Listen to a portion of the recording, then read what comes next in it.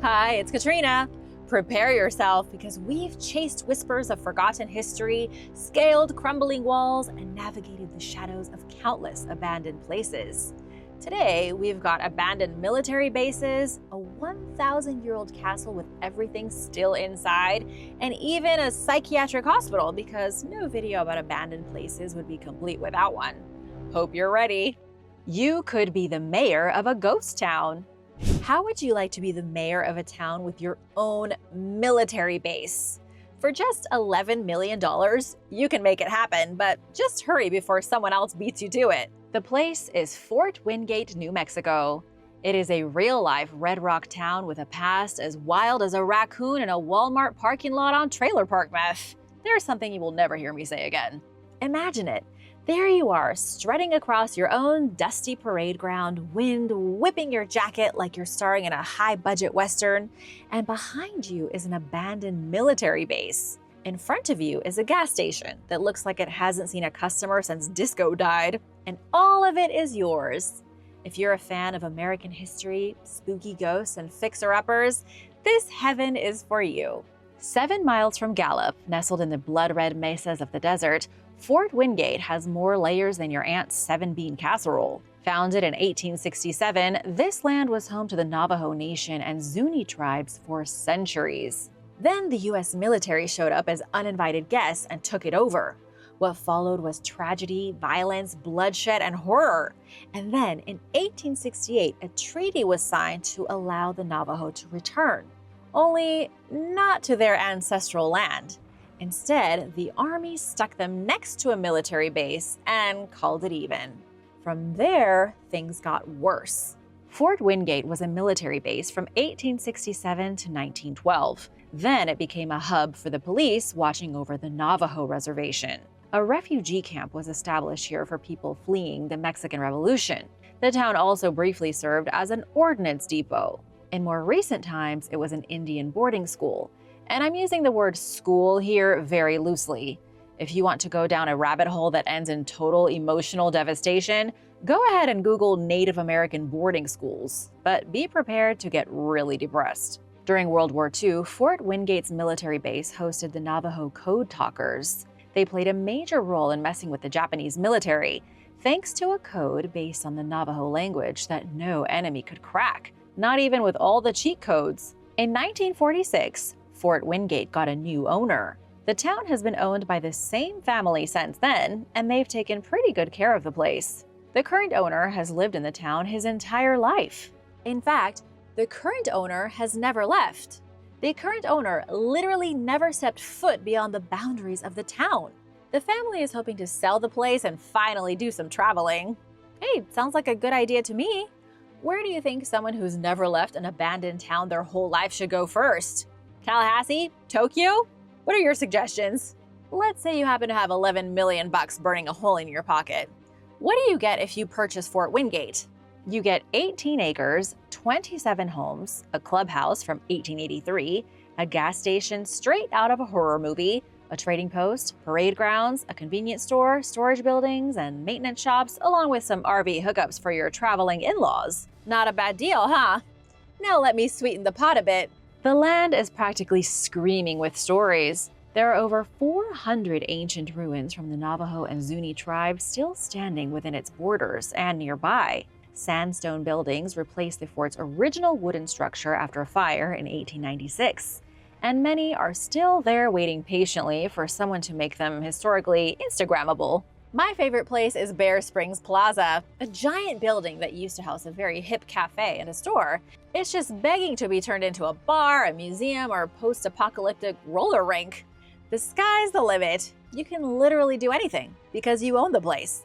You can even dig up relics. There are military artifacts lost in the dust at every turn. Things like old bullets, medals, baseball mitts, and other leftovers from people who lived and died on this land. If you open a museum here, you won't need to order anything from eBay. This isn't just buying property, this is buying a whole identity. You'll be part historic preservationist, part business tycoon, part sheriff of Desert Funky Town. There's a school nearby, amenities close enough to keep people around, and enough buildings to keep you busy until the end of days. So, are you ready to own your own town? Let me know if you'd like to rename the place in the comments.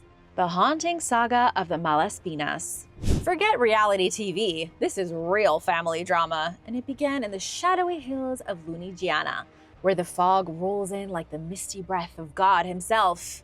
This is the land where the Malaspina family carved out their name with swords, stone castles, and enough family drama to make Succession look like a group therapy retreat. This is the story of a dynasty that spanned 9 centuries, birthed rival factions with names that sound like wine labels, and even got into a holy smackdown with the Pope. Their legacy survives in abandoned castles across Italy, each one creepier and more majestic than the last. In the 11th century, while Europe was still figuring out that bathing shouldn't be a once-in-a-year event, there was Obiso Malaspina, a nobleman with the brains of a politician and the biceps of a knight. He didn't just run Lunigiana, he owned the place. Castles, villages, mountains, and more than a few cows. He owned it all. Obiso built a lordship so vast that even Sauron would have been like, nah, just leave it for the hobbits. One of the family's castles that still survives is called the Malaspina Castle of Massa. It dominates the center of the city of Massa and is absolutely worth a visit.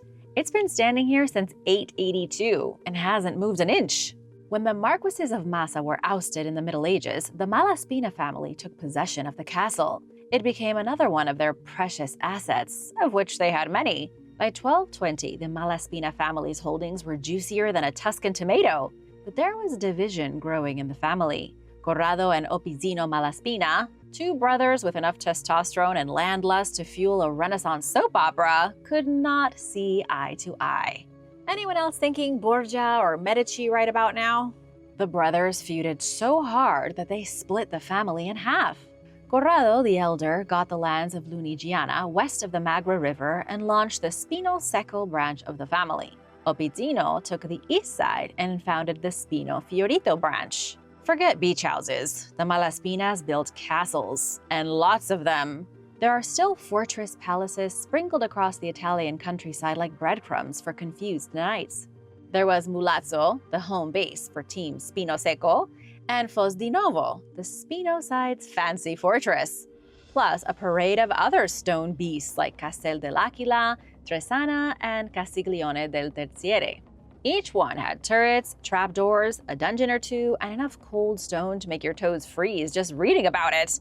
They weren't just for show either. These strongholds were military bases, family seats, and the best medieval way of flexing on your neighbors. By the 13th century, the Malaspinas had amassed power, wealth, and influence. And if history has taught us anything, it's that power and wealth attract the eye of the church. As sure as leaving a block of cheese smeared with peanut butter out will attract rats, a wealthy Italian family attracted the church. And in 1233, the Pope was like, hey, I need some of that money. No, seriously. Pope Gregory IX issued a papal bull excommunicating the entire family because they were growing too wealthy and too influential. It was full spiritual banishment. No mass, no blessings, no heaven for you.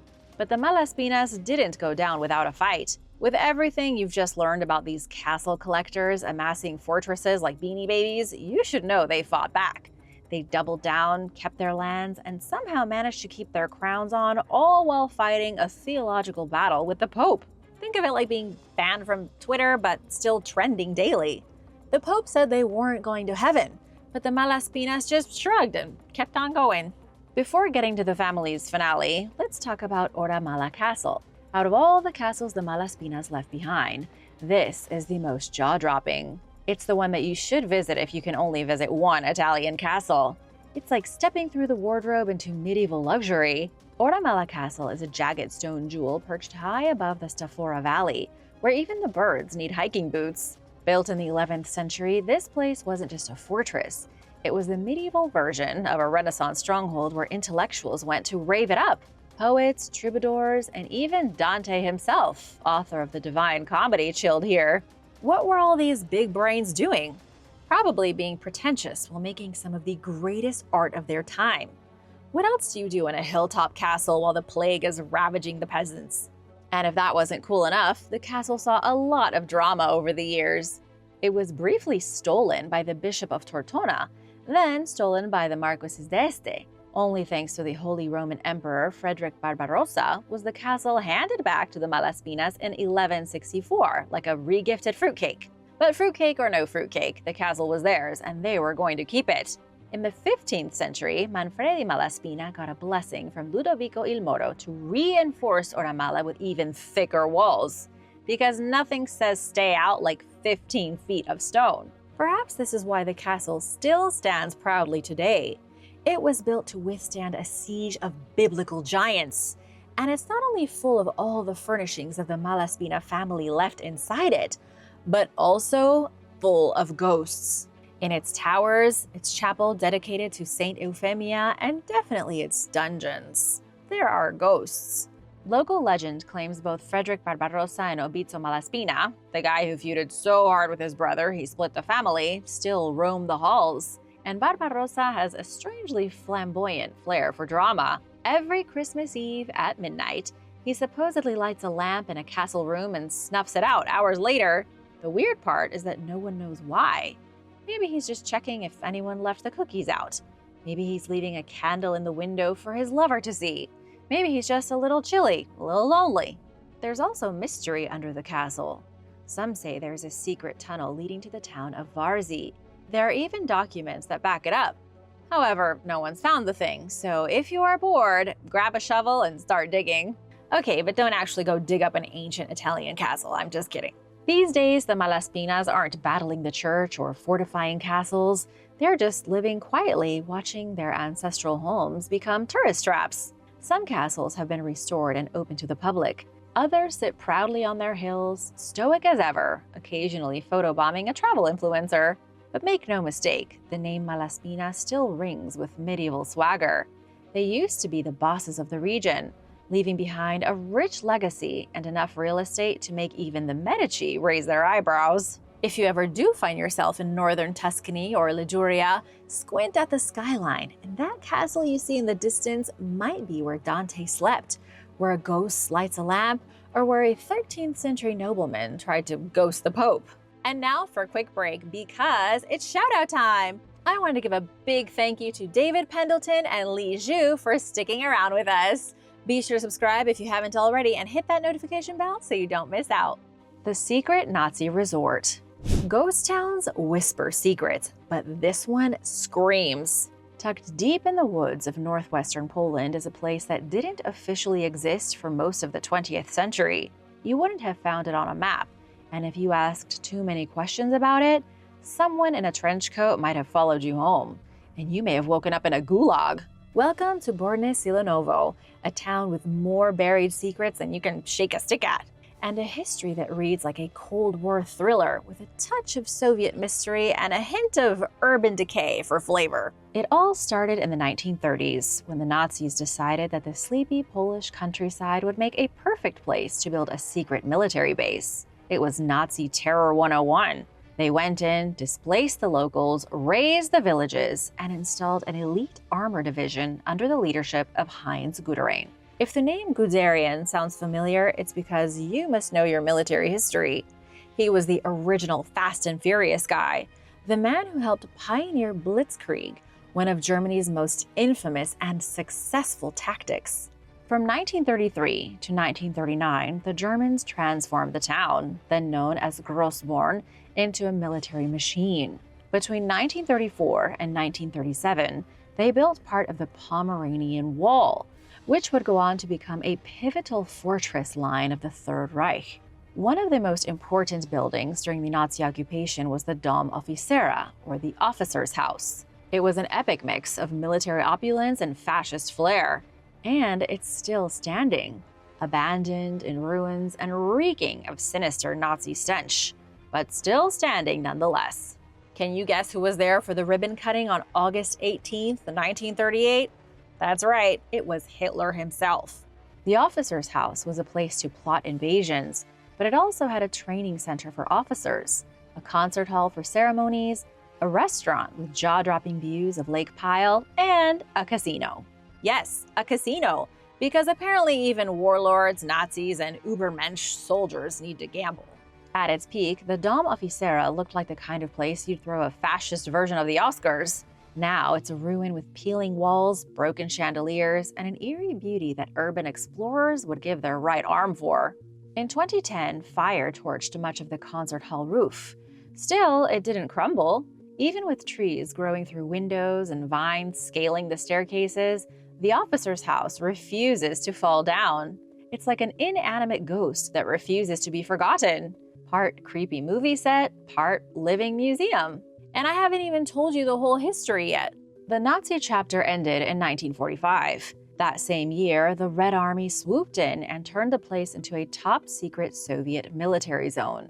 For nearly 50 years, this patch of Poland was technically Russia, or technically Russia-occupied Poland. It was a hidden world with missile bases, bunkers, and barbed wire. One standout site that you're going to love is Facility 3002, a name straight out of a Bond film. It's a mystery that locals still whisper about today because nobody is quite sure what went on there. Maybe ballistic tests or secret science experiments.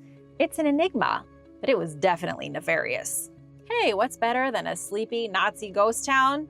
Another sleepy Nazi ghost town right next door.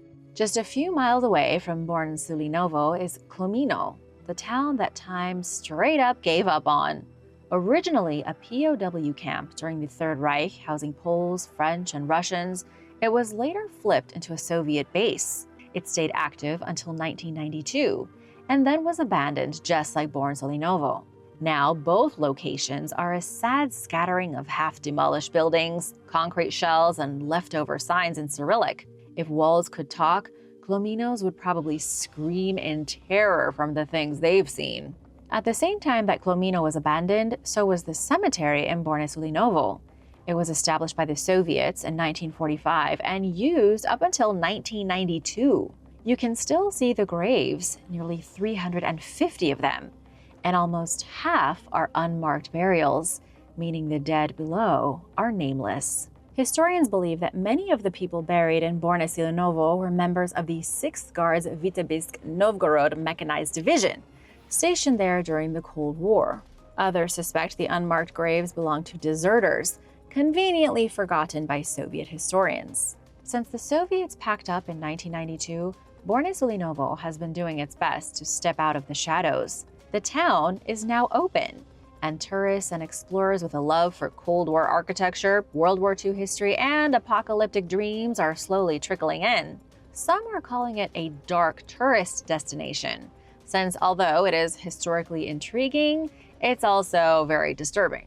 So what do you think? Do you like to visit dark historical places or keep it light? The Gonjiam Psychiatric Hospital. There are places people say you shouldn't go, places filled with unsettling stories and forgotten whispers of creepy stuff. And sometimes those are the places that call to us the most. Everywhere in today's video is a little spooky, but none of them can compare to the heart-pounding fright you get when entering the Gonjiam Psychiatric Hospital. If you've ever wanted to meet that horrifying girl from The Ring, this was the place to do it. Gonjiam was where the wallpaper peeled, the lights flickered, and every hallway felt like a Scooby-Doo chase was about to start. Allegedly, it was so haunted that even the ghosts wanted to leave. Tucked into the woods of South Korea, Gonjiam was an abandoned mental hospital demolished in 2018. But just because the structure is gone doesn't mean the legend has died. Even the ruins can inspire fear, giving you that feeling when your phone buzzes and your stomach sinks because it is definitely your boss. How does a hospital end up as a horror icon? It all started in 1982, when a Mr. Hong opened the Gonjiam Namyang Neuropsychiatric Hospital. Sounds normal enough, right? And it was, with 3 floors and 2 extra buildings added in the early 1990s. It was assumed that the hospital would continue functioning well into the future. Spoiler alert, it didn't. This is where the violin screeches and the screen goes dark. The hospital closed in July 1996. The lights went out and the building sat abandoned for over 20 years, untouched, uncleaned, and definitely unloved. How many ghosts do you think slithered out of the attics and climbed out of the drains in that time? Some say it was only when the hospital was abandoned that the ghosts showed up, followed by the ghost hunters. As for why Gonjiam closed, there are a lot of internet theories. which are, of course, the most unreliable, crazy, but also entertaining theories around. Internet sleuths think the original owner was secretly murdering patients and fled to the US when families and investigators caught on. Another theory is that the staff went bananas from being around too many mentally ill patients, culminating in the director's death and the hospital's closing. In reality, none of that happened. Zip. Nada. Sorry, horror fans. The boring but true reality is that Gonjiam shut down because of plumbing. That's it. No cursed dolls, no blood-stained bathtubs, just boring, gross, stinky sewage problems. That's almost worse than if ghosts started possessing people. There was actually a lot of bizarre bureaucracy surrounding its closure. South Korea passed the Water Source Protection Act in the 90s, and suddenly, Gonjiam needed a fancy new wastewater treatment facility. This was right after new buildings were added. They had already spent a ton of money, and the elderly owner was like, no, that's too expensive. I mean, I guess you gotta give him credit for holding his ground. Sadly, he held it a little too well. During negotiations in 1997, the owner dropped dead, presumably from a heart attack. Maybe he should have just upgraded the sewage. No job is worth the stress of dying over. In the aftermath, his son took over the property, did absolutely nothing with it, and boom, one haunted hospital was born. You know how sometimes a movie or a show can get so popular that it influences reality, starting rumors and urban legends? Well, this is what happened in South Korea. The show Solve with the Logic of P.D. Lee Yong-don featured Gonjiam in an episode. And I think that show was popular, but I don't know because I don't speak Korean. And that was when things hit the fan. Every urban explorer with a YouTube channel in South Korea was suddenly dying to get into the abandoned asylum. Trespassers flocked to the site like moths to an illegal flame. The hospital sat right next to residential homes, so there was a constant parade of ghost hunters clomping through town in the dead of night with flashlights and zero chill. They snuck past the barbed wire, security cameras, signs, and one very sleepy security guard. Then came the 2018 South Korean found footage horror film, Gonjiam Haunted Asylum.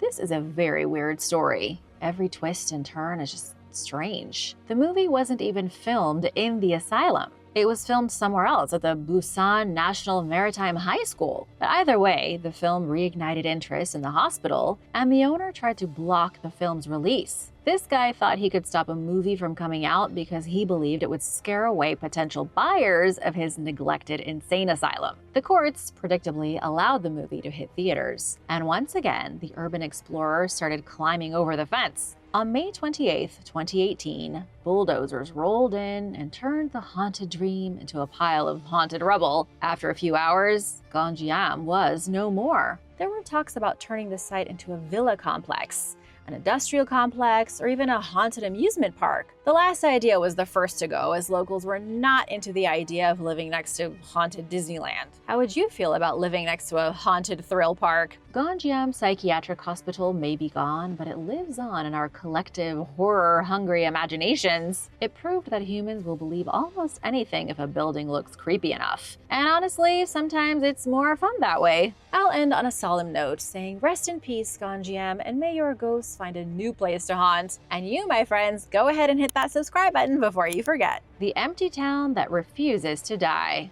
Population 2. Reason?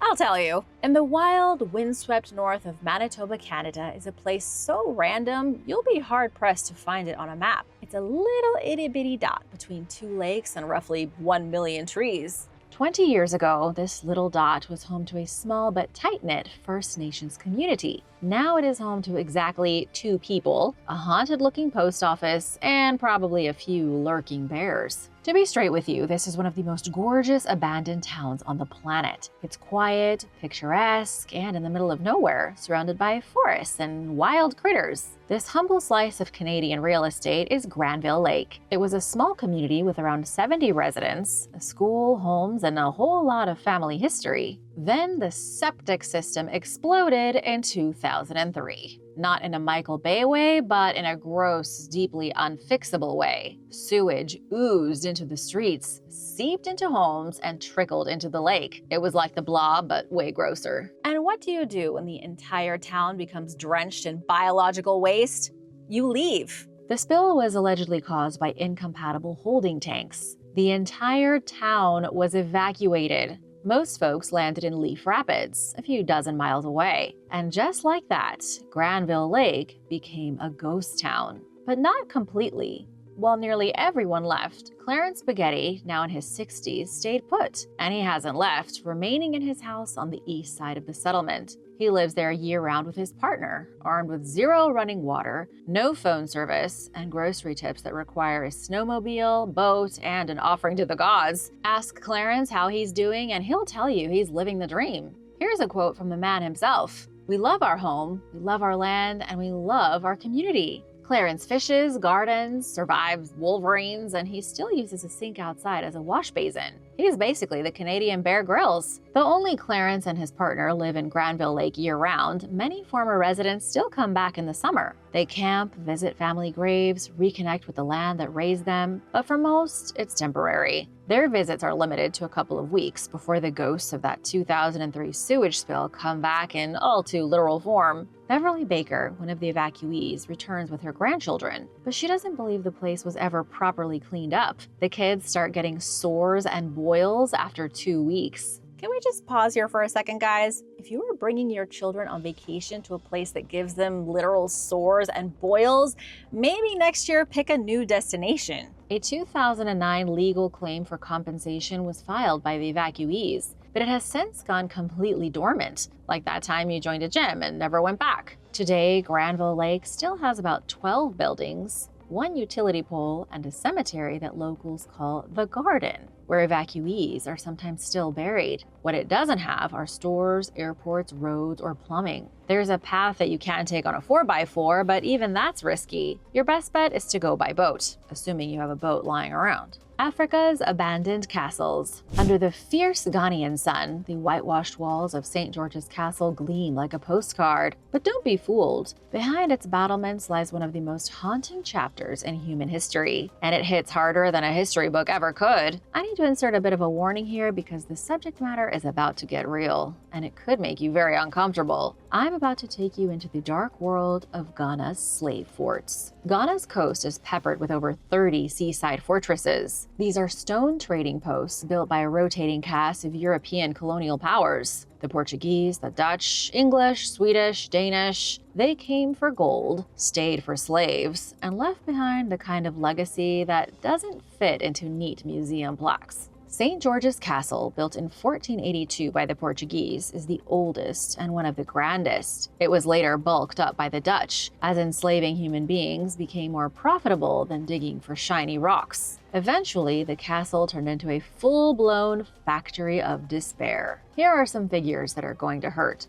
Over 12 million Africans were shipped across the Atlantic over a span of 500 years. Around 1 million died during the voyage, their bodies thrown into the sea like unwanted cargo. Countless more perished in the castle's airless, overcrowded dungeons. Humans were sometimes forced to wait 3 months for a ship to carry them away from everything they knew. And while they waited, they were stuck in the cold darkness of the castle's guts. Step into the dungeons and suddenly every ghost story you've ever heard feels tame. The spaces are dark, damp, and claustrophobic. One room, meant for maybe 200 people, held over 1,000, without lights, toilets, or any humanity at all. Meanwhile, directly above them, it was a grand party. Officers were sipping wine on parquet floors, enjoying sea breezes and ocean views. They couldn't have cared less about the suffering beneath their feet. St. George's Castle is only one of many, with a dark, twisted, and violent past. Today, Ghana's slave forts draw thousands of descendants of the diaspora, people from the US, the Caribbean, the UK. Many bring wreaths, leaving them in the dungeons like apologies made centuries too late. One guide at Cape Coast Castle, a fellow named Sebastian Kwanima Tete, says visitors often break down on the tours. The history here is like secondhand smoke. Even if it's not your story, it finds a way into your lungs and makes you cry. Would you spend the night in the dungeons of the abandoned St. George's Castle? And what do you think about dark tourism? Let me know in the comments, and thanks for watching. Be sure to subscribe if you haven't already, and let me know what other topics you'd like to see in future videos. See you in the next one.